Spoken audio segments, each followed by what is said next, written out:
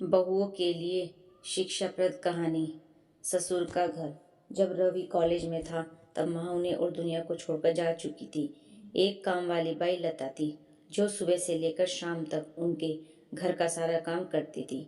नई नई शादी हुई थी, इसलिए लता बाई का दिन भर घर में रहना निशा को अपनी प्राइवेसी में बाधा सा लगता था। इसलिए अब लता बाई सुबह खाना बनाना, कपड़े और पोछा करने के बाद चली जाती और वापस शाम को आकर खाना बनाती। लताबाई की दोपहर की गैर हाजिरी से कई छोटे मोटे काम दिखाई देने लगे, जिनमें से ज्यादातर काम बिना कहे रमेश जी सोचकर कर लिया करते कि बहू को मदद हो जाएगी।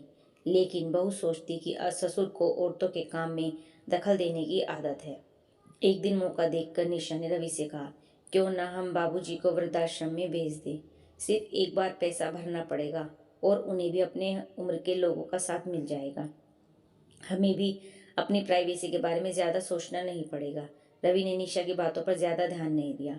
कुछ दिन ही बीते थे कि बाबूजी अपने दोस्तों के साथ एक हफ्ते के लिए टूर पर गए और इत्तेफाक से इसी दौरान लताबाई भी छुट्टी पर थी। फिर क्या, निशा को जैसा चाहिए था वैसा समय मिलने लगा। अब रवि रेस्टोरेंट में खाना खा लेता और निशा का काम ऑमलेट, ब्रेड या मैगी से चल जाता। खाना बनाने की टेंशन नहीं थी, लेकिन घर में निकलने वाले सारे काम तो अभी भी करने ही थे। ससुर जी की गैर हाजिरी में निशा को एहसास हुआ कि वह बिना कहे ही जो काम कर लिया करते थे उनसे कितना फर्क पड़ता था। छोटे मोटे लगने वाले यह काम भी काफी समय और एनर्जी लेने वाले थे। कुछ दिन बीतने के बाद एक दिन रवि निशा को कहता है, चलो आज कहीं बाहर घूम कर आते हैं। निशा बड़ी खुशी खुशी सज धज कर बाहर घूमने के लिए तैयार हो जाती है। रवि निशा को अपने घर से 4 किलोमीटर दूर एक चौल में लेकर आता है। एक आदमी रवि के हाथों में एक चाबी देता है। रवि इस चाबी को लेकर चौल का एक कमरे का दरवाजा खोलता है। कमरा खुलते ही 2 रूम वाले उस छोटे से अंधेरे से भरे घर के अंदर रवि निशा को लेकर जाता है और कहता है, कैसा लगा है तुम्हें हमारा नया घर। रवि कहता है, हम अगले महीने से इसी मकान को भाड़े से लेकर रहेंगे, अलग और अपनी प्राइवेसी का मजा लेंगे।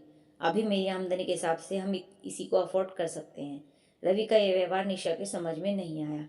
वह चौंकते हुए कहती है, हमारे पास इतना बड़ा घर है तो फिर क्यों हम भाड़े से रहेंगे। रवि सिर टोकते कहता है, सोच समझ कर बोला करो, वह घर हमारा नहीं है, वह माँ बाबूजी का है। तुम्हारे पास 1 महीना है सोचने के लिए कि तुम्हें आगे क्या करना है। दोनों वहां से वापस अपने घर लौट आते हैं। पूरे रास्ते निशा के दिमाग में तरह तरह के विचार चल रहे थे। घर पहुंचते ही उसने रवि से कहा, माना कि यह घर माँ बाबूजी का है, लेकिन क्या हमारे इस पर कोई हक नहीं है। रवि ने कहा, बिल्कुल है, लेकिन माँ बाबूजी के बाद। जब तक वे हैं तब तक तो नहीं। अगर तुम्हें हक समझ में आता है तो तुम्हें जिम्मेदारियां भी समझ में आती होंगी। सिर्फ हक के बारे में सोचकर और अपनी जिम्मेदारियां भूलकर स्वार्थी होना क्या भला अच्छा होता है। निशा के पास रवि के इस सवाल का कोई जवाब नहीं था।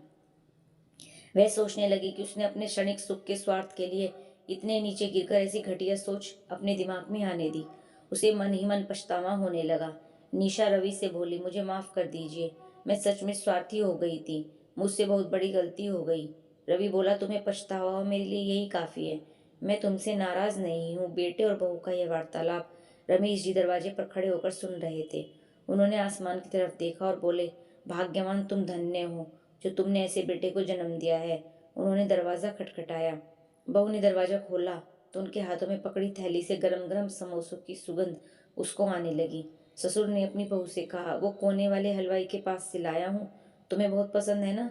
निशा को अपने ससुर के प्रति विचार और ससुर के उसके प्रति प्यार, उन दोनों का फर्क समझ में आते ही उसकी आंखों में पश्चाताप के आंसू और चेहरे पर अपने परिवार के प्यार के कारण मुस्कान आ गई। दोस्तों, इंसानी दिमाग में दिन भर में हजारों विचार आते हैं। हमारे बुजुर्ग जो हमें बोझ लगते हैं, जिनसे हम बात बात में चिढ़ जाते हैं, और ऐसा इसलिए होता है क्योंकि हम स्वार्थी होकर सोचते हैं और हम उनके योगदान को समझ नहीं पाते। धन्यवाद।